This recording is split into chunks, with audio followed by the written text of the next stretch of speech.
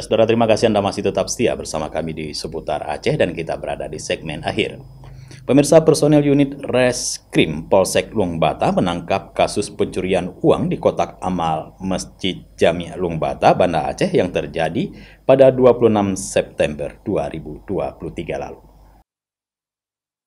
Pelaku berinisial SF, 33 tahun, warga asal Tangse Pidia, ditangkap polisi di Komplek Terminal Labi-Labi Kedah, Kecamatan Baitur Rahman, Kota Banda Aceh pada Minggu 8 Oktober 2023 kemarin, sekira pukul 15.30 WIB.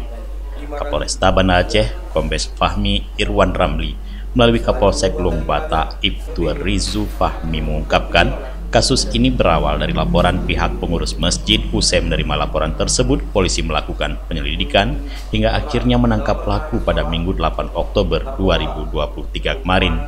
Sejumlah barang bukti juga diamankan berupa pakaian yang dikenakan pelaku dan rekaman CCTV yang merekam aksi pencurian tersebut.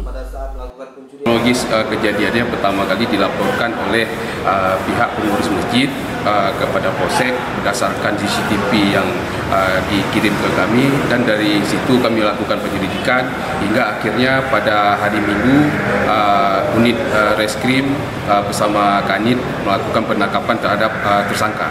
Terkait dengan tersangka, memang betul jadi beliau itu sudah melakukan berulang kali, memang sudah CCTV beberapa kali keluar dari lembaga pemasyarakatan. Untuk saat ini, untuk tersangka masih kita amankan di Polsek Luang Bata.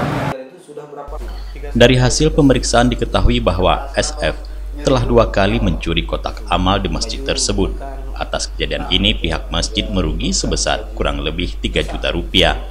Selain itu, tersangka juga merupakan residivis kasus yang sama, di mana pada tahun 2017 ia pernah menjalani hukuman penjara selama 2 tahun di Lapas Lambaru atas kasus pencurian di Min Lampu. Dari Banda Aceh, Tim Liputan Aceh TV melaporkan.